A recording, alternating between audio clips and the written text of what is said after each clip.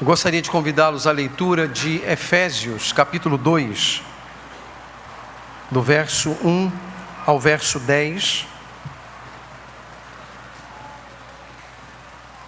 Efésios, capítulo 2, do verso 1 ao verso 10. A palavra do Senhor diz assim: Vocês estavam mortos em suas transgressões e pecados, nos quais costumavam viver quando seguiam a presente ordem deste mundo, e o príncipe do poder do ar, o espírito que agora está atuando nos que vivem na desobediência. Anteriormente, todos nós também vivíamos entre eles, satisfazendo as vontades da nossa carne e seguindo os seus desejos e pensamentos. Como os outros, éramos por natureza merecedores da ira. Todavia Deus, que é rico em misericórdia, pelo grande amor com que nos amou, deu-nos vida com Cristo, quando ainda estávamos mortos em transgressões. Pela graça vocês são salvos. Deus nos ressuscitou com Cristo e com Ele nos fez assentar nas regiões celestiais em Cristo Jesus, para mostrar nas eras que hão de vir a incomparável riqueza de sua graça, demonstrada em sua bondade para conosco em Cristo Jesus. Pois vocês são salvos pela graça, por meio da fé. E isto não vem de vocês, é dom de Deus. Não por obras, para que ninguém se glorie. Porque somos criação de Deus, realizada em Cristo Jesus para fazermos boas obras, as quais Deus preparou antes para nós as praticarmos. Meus irmãos, desde que nós iniciamos a exposição dessa epístola aos Efésios, nós temos considerado a grandeza dos atos salvíficos de Deus em favor do seu povo. E para demonstrar isso, o apóstolo compôs aquele inspirado e belo hino cristão primitivo, registrado no capítulo 1, versos 3 a 14 de Efésios. Ali o apóstolo Paulo afirma que o Pai, o Filho e o Espírito Santo, mediante um acordo estabelecido ainda na eternidade, vem operando de maneira eficaz, de maneira poderosa, naqueles que o apóstolo chamou de abençoados, com toda a bênção espiritual nos lugares celestiais em Cristo. Após esse hino cristão, capítulo 1, versos 3 a 14, e desejoso até que Deus preservasse os crentes firmes em Cristo, Paulo, com profunda gratidão e súplica, orou pelo bem-estar da igreja, orou pelo povo de Deus, dando graças pelo amor e pela fé daqueles irmãos e suplicando que os olhos dos seus corações fossem abertos para entenderem a vontade de Deus. A epístola aos Efésios é uma epístola para a igreja e também uma epístola sobre a igreja. Mas agora no capítulo 2, Paulo passa a demonstrar duas coisas que resultam daqueles atos salvíficos de Deus em favor do seu povo, que foi registrado no capítulo 1. Primeiro, sendo a salvação uma experiência individual, Paulo mostra qual é a nossa nova condição como pessoas em Cristo. Em Cristo, a vida de outrora não tem mais poder sobre nós. Segundo elemento que Paulo destaca e registrado é que nós pertencemos ao corpo de Cristo, e por pertencermos ao corpo de Cristo, a nossa vida agora estabelece uma nova condição diante de Deus. Há, portanto, dois momentos na experiência de um indivíduo, que Paulo vai chamar de outrora e agora.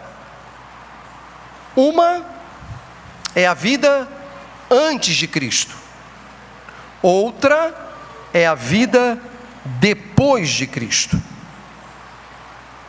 Se estamos em Cristo, já não estamos mais no outrora.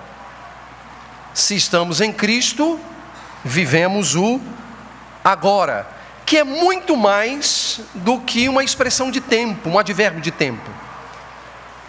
É muito mais do que apenas um elemento base em termos de sentido e de significado. É uma condição, é um estado diante de Deus.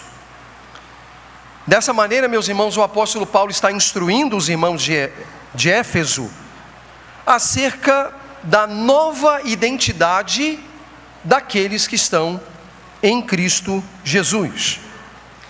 E essa nova identidade é obra de Deus em nós, é obra de Deus em nossos corações. E quando Deus realiza a sua poderosa obra de salvação no coração de um pecador, e como resultado disso, ele responde positivamente ao chamado do Evangelho, essa experiência dá início a uma nova condição.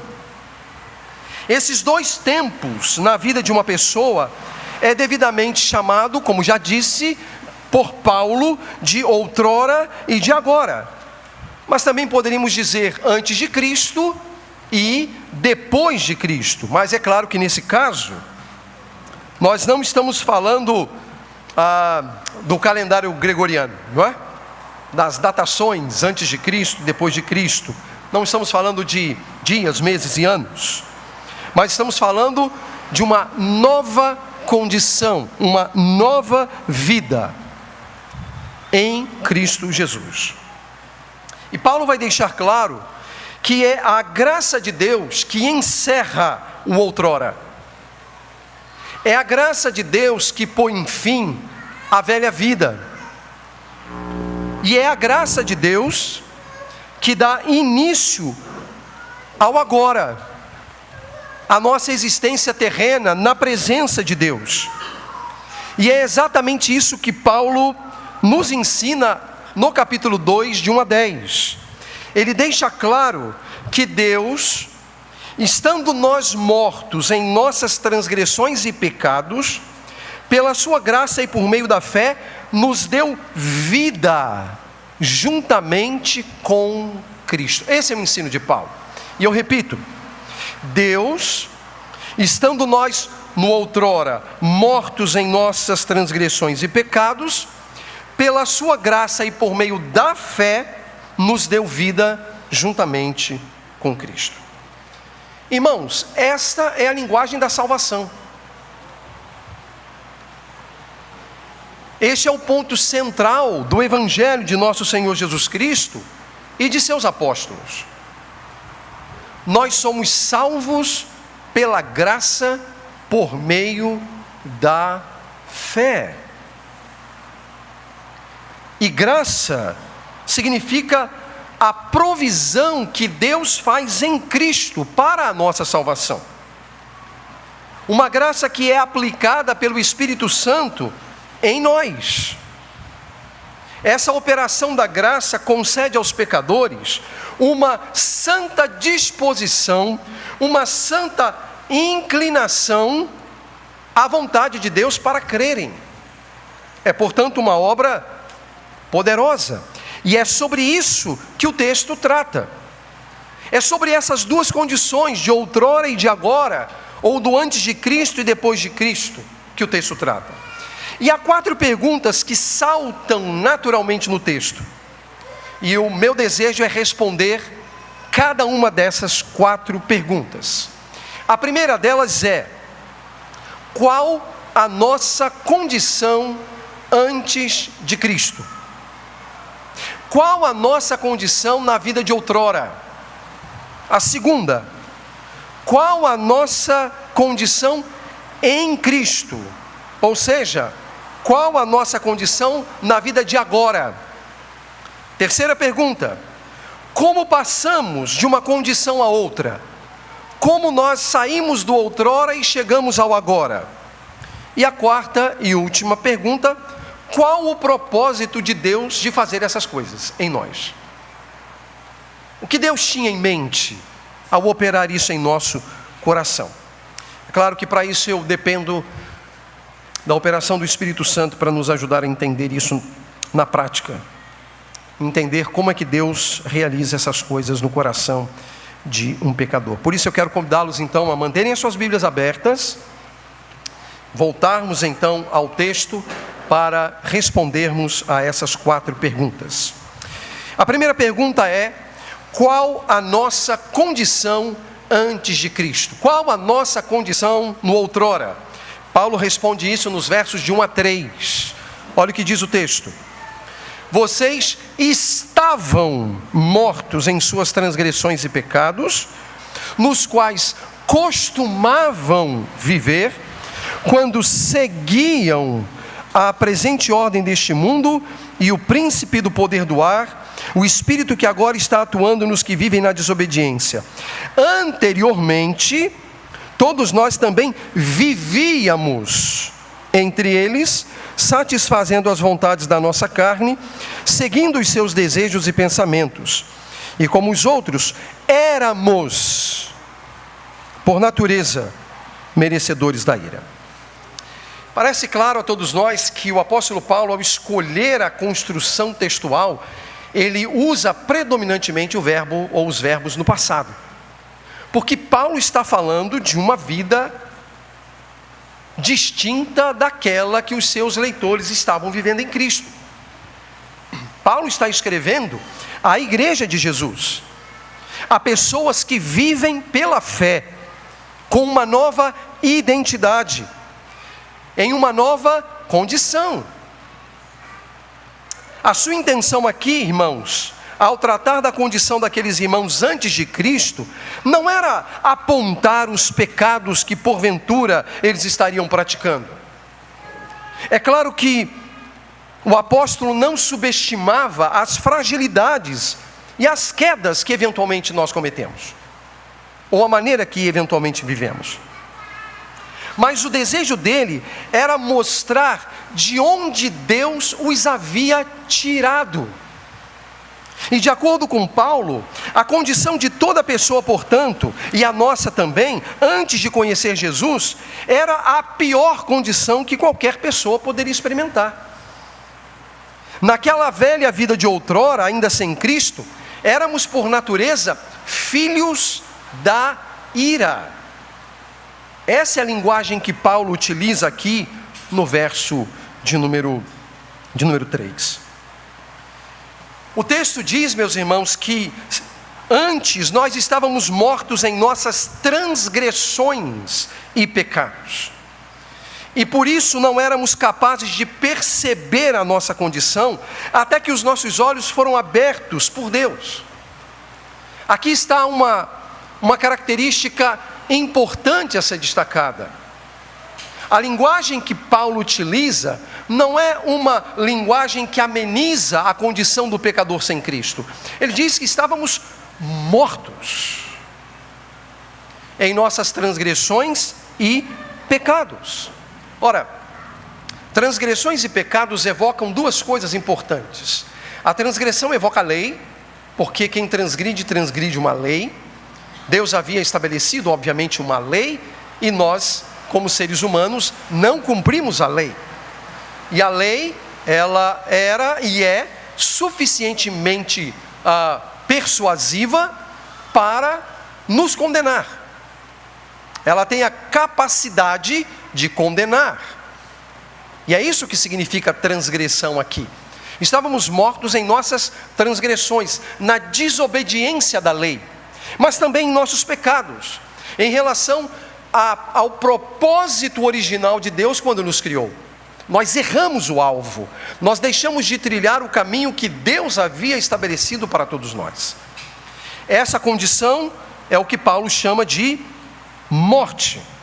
Estávamos mortos em nossas transgressões e pecados. E aí, é importante que você faça na sua cabeça o exercício de ver a contraparte da morte. Se outrora estávamos mortos, hoje então estamos vivos. E é isso que o Evangelho nos ensina. Faça esse exercício enquanto eu estiver apresentando esse cenário. Além disso, meus irmãos, é preciso destacar que não tínhamos a capacidade de perceber a nossa condição. É por essa razão que nós, eventualmente, demoramos a crer. Você já ouviu o testemunho de uma pessoa: puxa, se eu soubesse mais cedo o que o Evangelho era, eu teria recebido a Cristo antes. É porque ela não tinha a percepção. Ela estava morta, e o morto não percebe. O morto espiritual não tem percepção. Mas quando os seus olhos são abertos, a coisa muda, o cenário muda. E é isso que Paulo está falando aqui. A não ser que Deus abra os olhos, um pecador não é capaz de enxergar a sua condição. Como filhos da ira, os homens estão mortos. Os homens não amam a Deus. Os homens não amam a lei do Senhor. Por isso, no estado natural, sem Cristo, nós transgredimos a lei, nós ofendemos a Deus. E uma vez que nós transgredimos a lei, nós pecamos. Nós pecamos. E por que pecamos? Porque pecado, diz o autor de 1 João, é transgressão da lei. Deixamos de caminhar conforme o propósito de Deus. Erramos o alvo que Deus havia estabelecido. E como filhos da ira, mortos em nossas transgressões e pecados, sob que influências os homens agiam ou agem? Sob que influência nós agíamos? Sob que influência as pessoas agem? Paulo apresenta 2 influencers, para utilizar aqui a nomenclatura atual das redes sociais, né? Paulo cita 2 influencers. Primeiro, ele diz: o curso deste mundo. Veja o verso 2. Nos quais costumavam viver quando seguiam a presente ordem deste mundo e o príncipe da potestade do ar. Seguir é bem interessante aqui, né? Porque é basicamente o que a gente faz nas redes sociais também, a gente segue. Então nós temos 2 influencers aqui. O primeiro, o curso deste mundo, indicando que há um padrão, e havia para nós um padrão, um espírito de época, uma cosmovisão em que Deus era deixado de lado, em que Deus era posto para fora. É isso que Paulo quer dizer aqui com o curso deste mundo. Na vida de outrora, nós éramos levados pelo mundo, e por aquilo que o mundo determinava, pelas ideias e ideologias do mundo. Essa é a vida de outrora. E é isso que Paulo está dizendo aqui. Viviam, diz aqui o texto,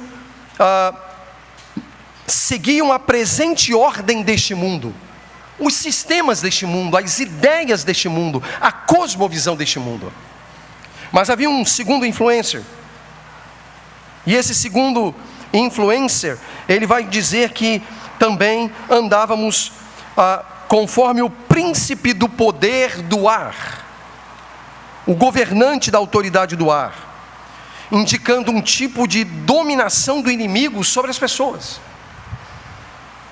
Eu sei que isso pode parecer para nós estranho, pois nós conhecemos pessoas que são boas, embora eventualmente não sejam salvas. E fazer qualquer relação dessas pessoas que são boas, que nós admiramos, com o príncipe do poder do ar, parece não fazer muito sentido para a gente, mas é o que Paulo diz. É o que Paulo diz. 2 influencers: o curso deste mundo e a autoridade do ar, que é aqui uma expressão para o que Paulo vai desenvolver a partir ali dos capítulos 5 e 6, dos capítulos 5 e 6 de Efésios, para o inimigo do Senhor, para o inimigo de Deus. Nós vivíamos dessa maneira. Logo, fazendo aquele exercício, já não vivemos mais sob essas autoridades. Já não é um sistema mundano que guia a nossa mente. Já não é a cosmovisão mundana que guia a nossa mente. É o Evangelho. É Cristo. Que não tem governo somente sobre as coisas espirituais, mas sobre tudo. Porque conforme nós vimos no final do capítulo 1, quando consideramos, Deus colocou tudo debaixo dos pés de Cristo para ser Senhor sobre todas as coisas e o deu à igreja. É isso que Paulo diz. Cristo está interessado em todas as coisas na vida debaixo do céu e do sol. E não há nada que fuja ao controle dele. E a gente já não vive mais segundo esse padrão. Porque nós não estamos mais no outrora. Nós estamos no agora. As ideias mundanas não controlam os pensamentos dos salvos. Agora, esse governante da autoridade do ar tem meios de atuar. E como é que ele atua? Veja o verso 3. Anteriormente, todos nós também vivíamos entre eles, entre aqueles que eram e que são governados pela autoridade do ar e vivem segundo o curso deste mundo, satisfazendo as vontades da nossa carne, seguindo os seus desejos e pensamentos. Como é que o sistema de mundo e o príncipe da potestade do ar atua? Através da nossa carne. E a nossa carne é a expressão para a inclinação para o mal, a tendência para o mal, para viver debaixo de um princípio que coloca Deus de fora. Coloca Deus de fora. E nesse ponto nós temos que ser muito cautelosos, porque eventualmente eu ouço alguns cristãos afirmando que nós somos pessoas inclinadas para o pecado. Meus irmãos, sinceramente a leitura que eu faço das Escrituras não é essa leitura. Porque a inclinação para o pecado é uma disposição do coração, onde a circuncisão foi operada por Deus. Isso não significa que eu esteja negando que nós sejamos pecadores. Mas dizer que eu sou inclinado ao pecado significa dizer que eu tendo para o pecado, porque a inclinação do pecado passa pela questão do pensamento e pelo desejo de pecar. Não faz muito sentido alguém que tenha sido circuncidado no coração, que não esteja mais vivendo numa outrora, que eventualmente deseje pecar, que viva sob as rédeas do pecado. Não faz sentido. Agora veja, eu não nego que nós somos pecadores. E que às vezes dizemos coisas que não deveríamos dizer, que pensamos coisas que não deveríamos pensar, e que até fazemos coisas que não deveríamos fazer. Mas daí a dizer que o meu coração é inclinado para o pecado, isso tem um problema. Porque o texto está dizendo, anteriormente todos nós também vivíamos entre eles, satisfazendo os desejos e pensamentos. Satisfazendo os desejos da carne e pensamentos. O que significa isso? É matutar o pecado. É matutar, é organizar, é moldurar o pecado para praticar. Irmãos, essa não é uma linguagem cabível para alguém que nasceu de novo.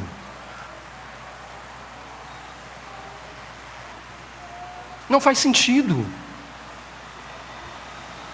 E para que você não diga uma coisa que eu não disse, eu não nego que nós pecamos. Nós somos pecadores. Isso é fato. Mas há um abismo entre nós sermos pecadores e dizermos que nós somos controlados pelo pecado.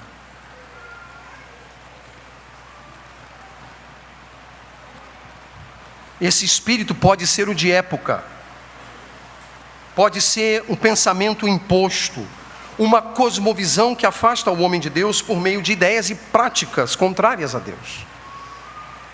E como se comportam essas pessoas? De acordo com os desejos da carne, fazendo a vontade da carne e dos pensamentos. Esses atos, desejar e praticar, estão na esfera das transgressões e pecados, mencionados no versículo 1. Assim, meus irmãos, aqueles que não foram feitos filhos de Deus, mas ainda são filhos da ira e da desobediência, pecam premeditada e deliberadamente. Mas não nós.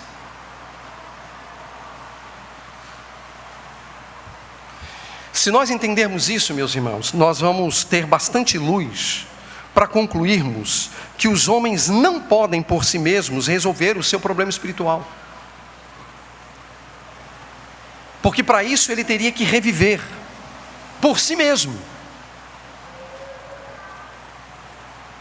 Mas reviver por si mesmo implicaria libertar-se do curso deste mundo, libertar-se do governante da autoridade do ar e libertar-se do seu espírito atuante. A pergunta que eu faço é: quem pode se libertar do mundo, da carne e do diabo?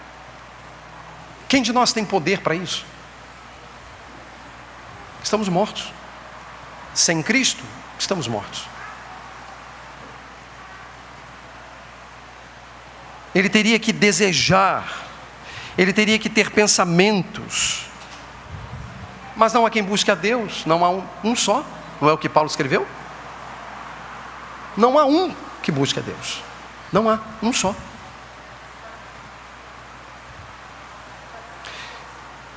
E para passar a resposta da segunda pergunta, eu preciso dizer isso.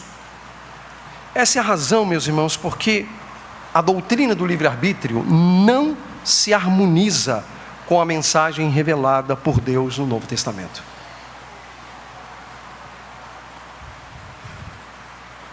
Não se harmoniza. Sobre isso falaremos em outra ocasião. A segunda pergunta que nós precisamos responder é: havia uma outrora, mas agora há um agora, né? Qual a nossa condição agora em Cristo? Qual a minha condição e a sua condição como uma pessoa salva em Cristo? Que já não está mais debaixo do poder e da autoridade daquilo que Paulo tratou nos versos de 1 a 3. Qual é a nossa condição? Bom, a primeira coisa que eu preciso dizer é: graças a Deus por nosso Senhor Jesus Cristo. Essa é a coisa central que eu preciso dizer. Nesses versos, meus irmãos, de 4 a 7, Paulo responde essa pergunta. Leiam comigo, 4 a 7. Paulo agora fala da nossa atual, o nosso agora em Cristo. Ele diz assim: todavia, se você lembra das aulas de português, nós temos aqui uma conjunção que estabelece uma oposição em relação ao que ele acabou de dizer. Então, obviamente, ele vai apresentar uma nova situação. Todavia, Deus, que é rico em misericórdia, pelo grande amor com que nos amou, deu-nos vida com Cristo, quando ainda estávamos mortos em transgressões. Pela graça vocês são salvos. Deus nos ressuscitou com Cristo e com Ele nos fez assentar nas regiões celestiais em Cristo Jesus, para mostrar nas eras que hão de vir a incomparável riqueza de sua graça, demonstrada em sua bondade para conosco em Cristo Jesus. Em Cristo Jesus. Aqueles que foram libertos, irmãos, da dominação do curso deste mundo, ou do governante da autoridade do ar, tem agora uma nova condição em Cristo. Eles estão em Cristo. E os que estão em Cristo não vivem mais subordinados às amarras do outrora. Há um novo dia para quem está em Cristo. Há um agora para quem está em Cristo. Cristo nos chamou das trevas para a sua maravilhosa luz. Nós que outrora não éramos povo, mas agora somos povo de Deus. Nós que não havíamos alcançado misericórdia, mas que agora a temos alcançado. Estando nós mortos nas transgressões, nos deu vida juntamente com Cristo. A rica misericórdia e o muito amor de Deus são a causa de nossa nova identidade e condição. À luz do que vimos em relação à nossa condição antes de Cristo, que esperança havia para nós lá, no outrora? O que eu e você poderíamos fazer para que Deus nos aceitasse? Tudo o que tínhamos eram as nossas transgressões e pecados. Vivíamos em desobediência e éramos, ouçam, por natureza, filhos da ira. Mas Paulo diz, pela graça, somos salvos. Em sua rica misericórdia, Deus nos vê como alguém debaixo das consequências merecidas do pecado. Deus nos vê em lastimável condição e nos presta socorro. Sobre seu muito amor com que nos amou, é seu mover gracioso em nossa direção e para a nossa salvação. E irmãos, nessa nova condição, Deus nos concedeu um duplo favor. E o que Ele fez não é uma coisa simples, ok? Na verdade, é o resultado da insuperável grandeza do seu poder para conosco, os que cremos, de acordo com a operação da sua poderosa força. O texto diz, Ele nos ressuscitou, e essa é a primeira coisa, e segunda, nos assentou com Cristo nos lugares celestiais. Olha que coisa. O verso 5 diz isso. Deus deu-nos vida com Cristo. Verso 6, Deus nos ressuscitou com Cristo e com Ele nos fez assentar nas regiões celestiais em Cristo. A pergunta que a gente precisa fazer é o seguinte: Deus nos ressuscitou com Cristo, mas a pergunta é, quantos irmãos que estão lendo este texto originalmente lá na cidade de Éfeso, estavam com Cristo no momento em que Ele ressuscitou? Provavelmente nenhum, irmão. Como é que eles poderiam ter sido participantes da ressurreição se sequer eles estavam em Cristo? Como eles poderiam ser participantes do assento com Cristo nas regiões celestiais se eles não estavam em Cristo? Aqui está a beleza do Evangelho. Cristo deu a sua vida para salvar o seu povo. Então veja, ampliando a linguagem que Paulo vai utilizar em outras epístolas, quando Cristo morreu, nós morremos com Ele. Quando Cristo ressuscitou, nós ressuscitamos com Ele. E quando Cristo se assentou nos lugares celestiais à destra de Deus Pai, nós nos assentamos com Ele. Mas nós estamos aqui. Como pode ser isso? O lugar ocupado por Cristo na cruz, o lugar ocupado por Cristo na tumba, e o lugar ocupado por Cristo na exaltação nos lugares celestiais, era e é um lugar, ou lugares de representatividade. Ao se assentar, todos nós nos assentamos com Ele. Ao morrer, todos nós morremos com Ele. Ao ressuscitar, todos nós ressuscitamos com Ele. Por isso que Paulo em outro lugar vai dizer assim: estou crucificado com Cristo, e vivo, não mais eu, mas Cristo vive em mim. O velho homem morreu, o novo homem ressurgiu em Cristo. É uma nova condição, é um agora, não é mais um outrora, não é mais um outrora. O que equivale dizer, meus irmãos, que se nós estamos em Cristo, há 2000 anos quando Cristo morreu, nós morremos com Ele.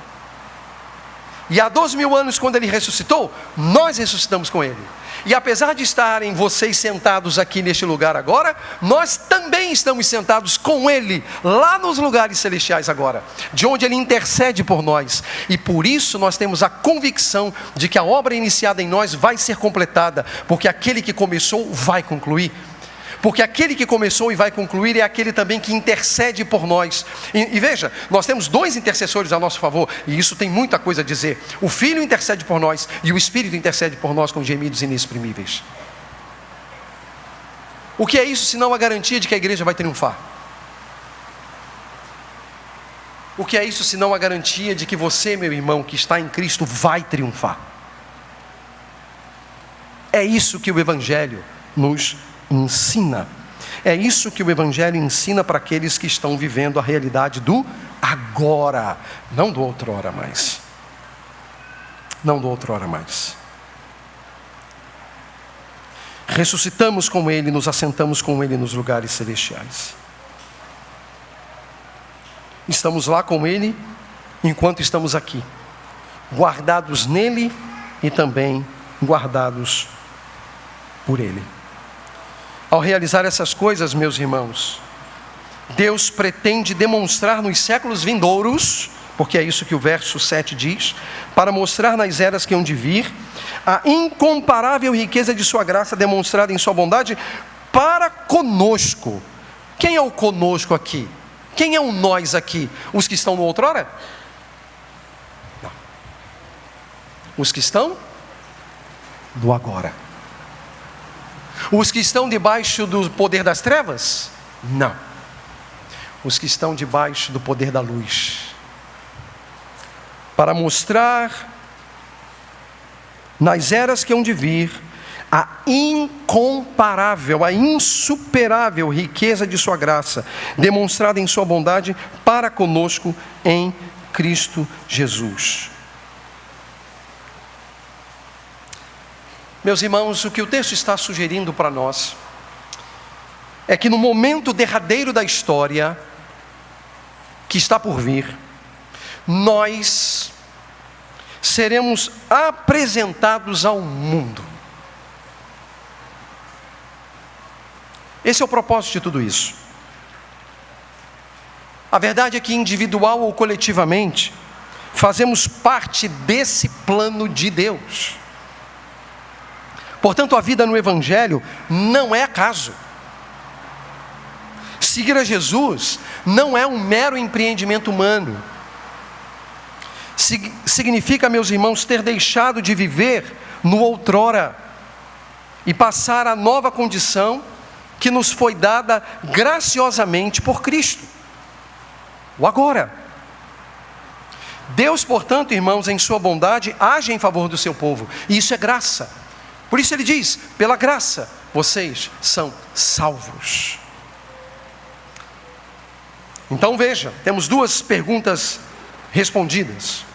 Qual a nossa condição antes de Cristo, no outrora? E qual a nossa nova condição em Cristo, o agora? Mas há uma terceira pergunta que precisamos responder. Como é que a gente passou de uma condição a outra? Como é que a gente deixou a velha vida para viver a nova vida? Paulo responde, versos 8 e 9. Vocês são salvos pela graça por meio da fé. E isto não vem de vocês, é dom de Deus. Não por obras, para que ninguém se glorie. Pela segunda vez no texto, meus irmãos, se você percebeu, o apóstolo Paulo afirma a grande verdade evangélica de que somos salvos pela graça. Ele disse isso anteriormente, quando ele estava tratando da nossa nova condição em Cristo, ali no verso 5. Ele diz, pela graça vocês são salvos, no verso 5. Mas agora no verso 8 ele diz, pois vocês são salvos pela graça. É a segunda vez que ele diz isso. E meus irmãos, Paulo, quando pegou a pena para escrever esse texto aqui, ele não estava com pensamentos aleatórios. Havia uma razão para ele repetir essa sentença. Ele queria fixar na mente dos seus leitores, como deve ser fixado na minha mente, na sua também, que é pela graça que nós somos salvos. O elemento da repetição aqui, ele tem um papel pedagógico, didático, de fixar em nossa mente a realidade de que é a graça que nos salva e nada mais. Só que no verso 8, em relação ao verso 5, Paulo acrescenta algo. Lá ele disse, pela graça vocês são salvos. Agora ele diz, pela graça vocês são salvos por meio da fé. Por meio da fé. E fé, meus irmãos, é a resposta do pecador a Cristo. Fé é algo operado em nossas vidas pelo Espírito regenerador, vivificador de Deus, mediante a pregação do Evangelho. Paulo, escrevendo aos Romanos, no capítulo 10, ele vai afirmar exatamente isso, que a fé vem pelo ouvir a palavra de Cristo. Como é que a fé chega a nós? Pelo ouvir a palavra de Cristo. Ouvir a palavra de Cristo. Esse é o meio que Deus, na sua providência, estabeleceu para que fôssemos salvos. É pela fé. Mas não é como alguém cantou no passado, não é fé na vida, fé no homem, fé no que virá. É fé em Cristo. É fé em Cristo. Ele é o objeto da nossa fé.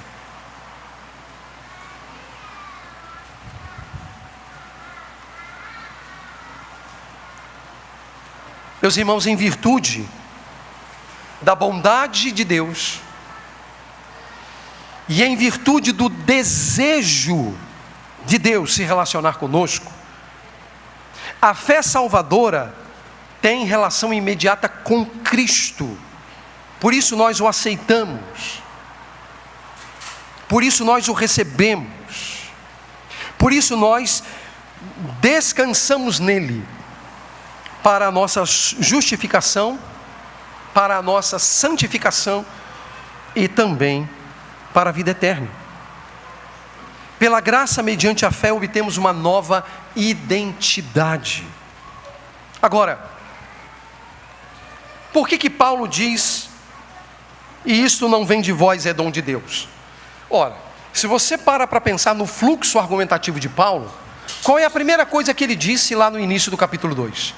Que antes nós estávamos mortos em nossas transgressões e pecados. Ora, um morto pode por si mesmo reviver? Um morto pode por si mesmo ressuscitar? Não. A vida é um dom de Deus. Por isso Paulo diz, e isto não vem de vocês, não é uma coisa sua, não é uma coisa que você faz, é algo que Deus faz. É como soprar o fôlego da vida. Você tem ali Adão, corpóreo, e Deus sopra a vida.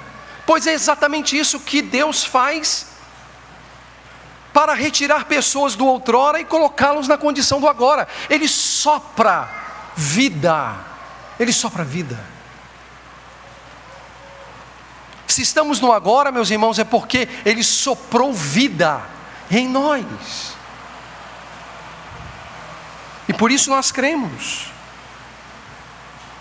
Portanto, a salvação, nas palavras de Paulo, é dom de Deus. Não é algo que pertence à natureza humana. Não procede do esforço humano. Ninguém é salvo, meus irmãos, por performance pessoal. Ninguém é salvo pelas boas obras. Paulo diz, não vem das obras, para que ninguém se gabe, para que ninguém se glorie. Entende? Porque se for pelas obras, vamos admitir uma coisa, se é pelas obras, não existe razão para o sacrifício de Cristo. Porque se nós podemos ser salvos pela nossa performance pessoal, a morte de Cristo é inútil. Por isso Paulo diz, vocês são salvos pela graça mediante a fé, e isto não vem de vós, é dom de Deus, não vem das obras, para que ninguém se glorie. Ninguém é salvo por performance pessoal. Agora, isso não significa dizer que nós não devamos ter performance pessoal. Isso não significa dizer que nós não devamos praticar boas obras. Todos nós precisamos e devemos praticar boas obras. Mas não para a obtenção da salvação, e sim como reflexo da salvação, de uma obra operada por Deus em nosso coração. É isso que Paulo está dizendo aqui. A verdade, meus irmãos, é que Cristo nos salva.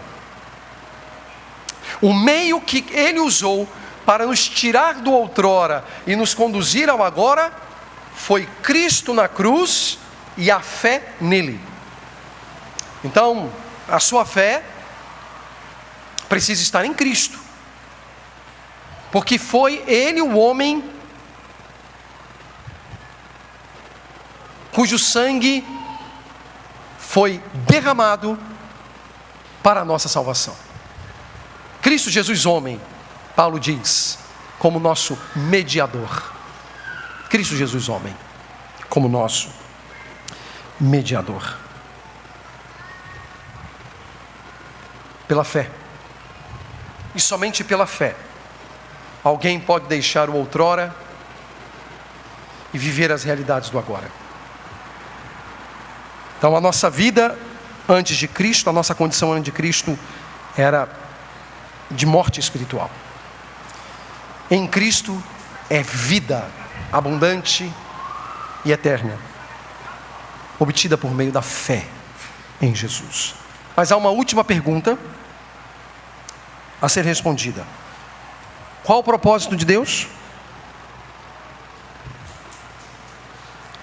Qual o propósito de Deus ao nos salvar? Paulo responde no verso 10. Porque somos criação de Deus, realizada em Cristo Jesus, para fazermos boas obras, as quais Deus preparou antes para que nós as praticássemos, ou para nós as praticarmos. Qual o propósito de Deus? Praticar as boas obras, ou andar nas boas obras. Meus irmãos, ao citar as boas obras, a gente precisa tentar entender o que Paulo tinha especificamente em mente. E acho que o texto pode ajudar. Primeiro a gente precisa entender, e eu vou precisar da sua atenção para você entender a explicação. Porque aparentemente ela vai entrar em contradição com aquilo que a gente acabou de ler. Porque você viu, pelo menos a NVI, que é a versão que nós utilizamos, ela traduz, as quais Deus preparou antes para nós as praticarmos. Só que a palavra aqui não deveria ser traduzida como praticarmos. E se você tem uma outra versão aí que não seja a NVI, você provavelmente vai ler assim, para que andássemos nela. Não praticássemos, mas andássemos nela. Os revisores da NVI fizeram uma opção que, a meu ver, não é uma boa opção, no trabalho deles de fazer ali a tradução para o português. Porque a palavra de fato é andar, não é praticar. Só que nós somos condicionados por conta das boas obras a pensar em prática de boas obras. Mas Paulo parece não estar falando disso, ele está falando de outra coisa. E deixe-me tentar explicar aqui. Ele poderia ter escrito e usado o verbo praticar. Paulo usou esse verbo várias vezes, em vários outros lugares. Ele poderia. Então não foi algo aleatório, não foi um esquecimento, quando ele faz a opção por um outro verbo. Boas obras, elas são normalmente praticadas.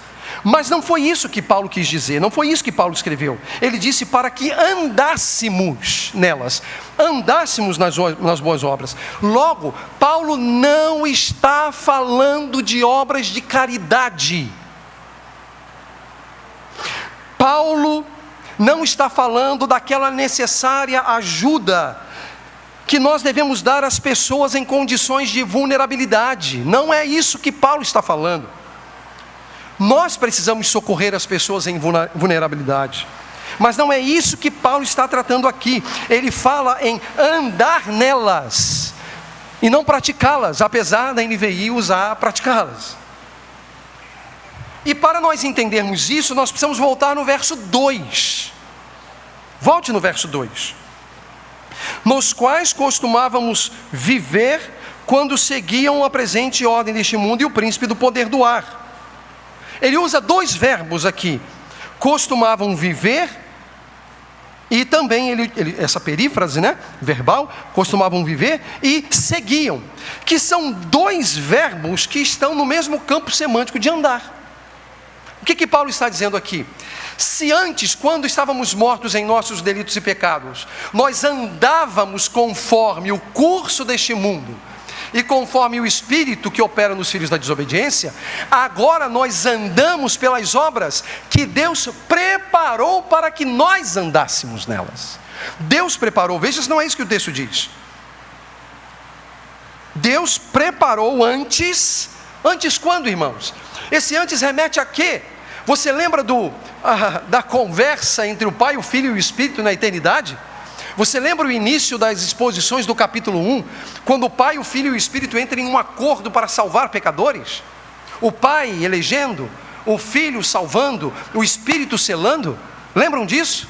Pois bem, lá na eternidade, Deus preparou as obras pelas quais nós devemos andar. Portanto, obras aqui é um estilo de vida que, primeiro, já não mais está vinculado ao outrora, mas está vinculado ao agora, ao governo de Cristo, à autoridade de Cristo, à vontade de Cristo nesse mundo em obediência. Então, Paulo não é contrário a boas obras e a prática de boas obras. Ele vai falar aos Gálatas: façamos bem a todos, mas principalmente aos domésticos da fé. E ali ele está falando de obras de caridade. Aqui não. Aqui ele está dizendo que Deus preparou um estilo de vida para aqueles que estão em Cristo. E aqueles que estão em Cristo andarão segundo este estilo de vida. E é isso que Paulo está ensinando aqui. É isso que Paulo está dizendo aqui. Não, a vida de outrora e de agora não se confundem. Não há confusões de vida.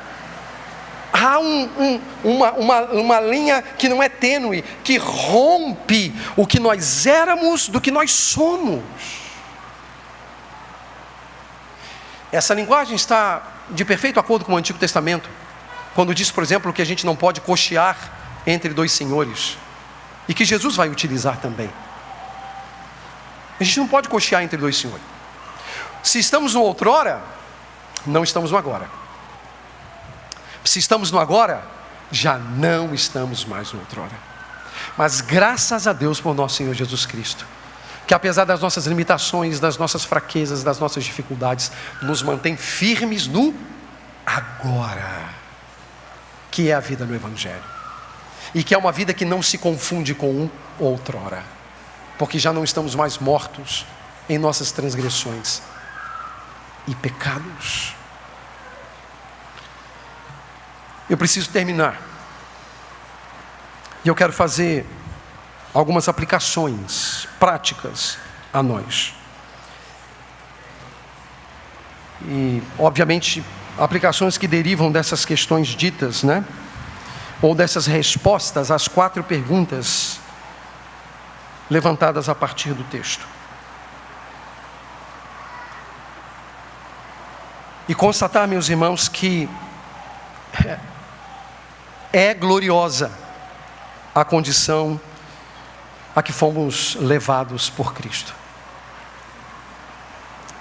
A nossa condição é uma condição gloriosa.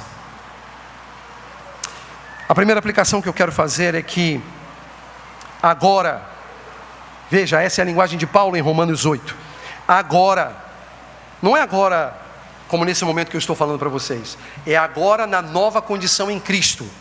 Agora, já não há condenação para os que estão em Cristo Jesus. Agora, você está em Cristo, não há condenação para você.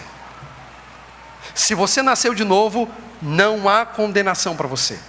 Se você foi salvo pela graça mediante a fé, não há condenação mais para você. Porque a gente é bom? Porque a gente é esperto? Porque a gente é perfeito? Não, porque Cristo é bom.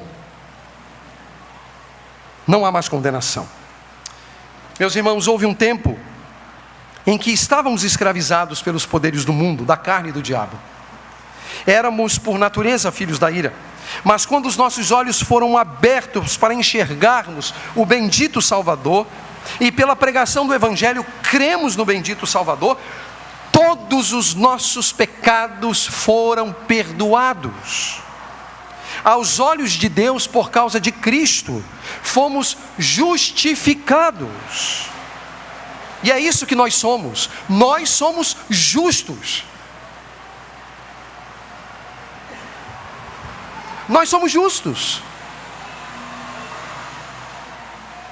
É isso que a Bíblia diz. As trevas já não têm mais autoridade sobre nós. Andamos na luz como Deus está na luz. Isso é consolador, sabe por quê, meus irmãos? Porque mesmo que você esteja em Cristo, é possível que algumas coisas do seu passado te assolem. Não é verdade? Que coisas do seu passado te angustiem. Que coisas que nós cometemos, que falamos, que pensamos, às vezes mexem conosco.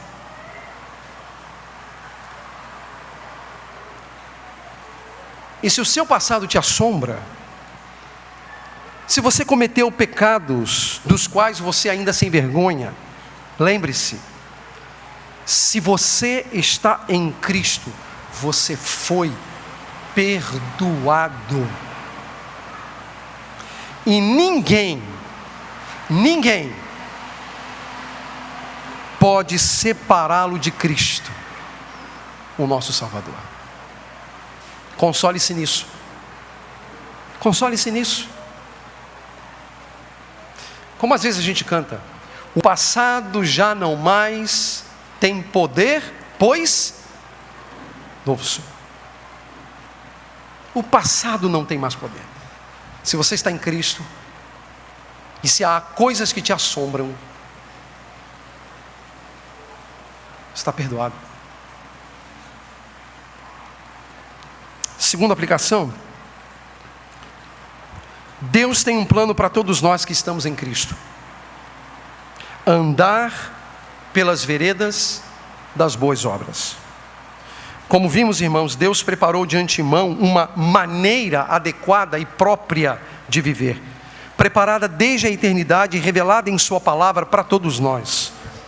Quando Deus nos salvou, Ele o fez para que nós o obedecêssemos, vivendo de maneira digna do Evangelho.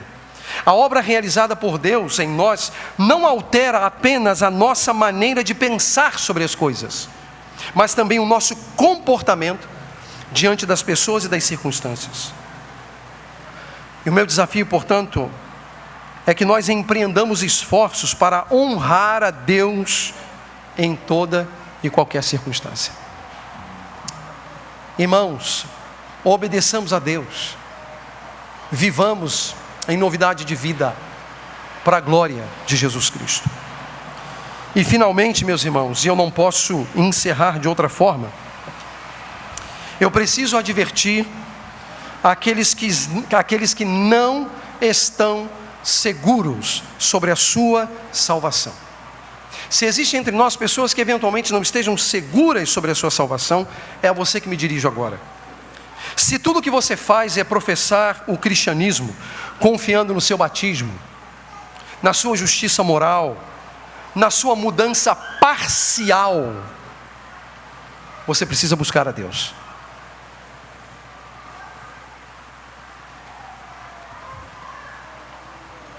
Você precisa buscar a Deus. Se essa é a sua condição, e em seu coração há um sincero desejo por Deus e suas coisas, ore a Deus. Pois a Escritura diz que os sacrifícios que agradam a Deus são um espírito quebrantado, um coração quebrantado e contrito, Deus não despreza. Meu encorajamento a você é: ouça a palavra de Deus. Meu encorajamento a você é: refugie-se em Cristo. Minha palavra a você é: encontre paz no príncipe da paz. Porque se vocês continuarem longe de Deus, certamente vocês perecerão. Vamos orar. Vamos ficar em pé?